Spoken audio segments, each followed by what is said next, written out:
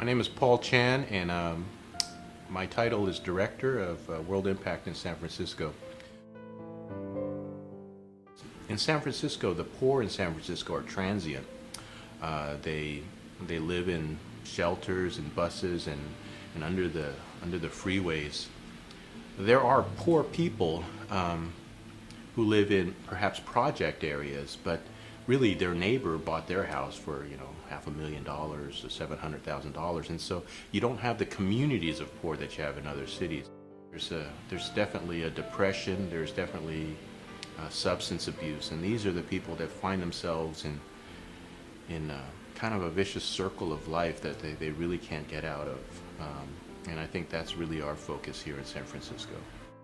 Our relationship with City Team is probably the most ideal working relationship that a ministry like ours would have with a sobriety organization. Their main focus is bringing men to know Christ and to bring them to begin this journey of sobriety. Sobriety is a lifelong battle. I think God has freed us up to use our resources and our staffing and energy to focus on these folks and to develop new ways to minister to them. TUMI, which stands for the Urban Ministry Institute, is a curriculum that was set up in our Wichita campus, and what it is it's a training curriculum that is really seminary level education.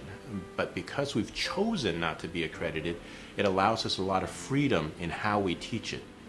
We can teach in a verbal manner, although there is reading and writing required. The focus is not on their ability to read and write. The focus is on their ability and their calling to minister.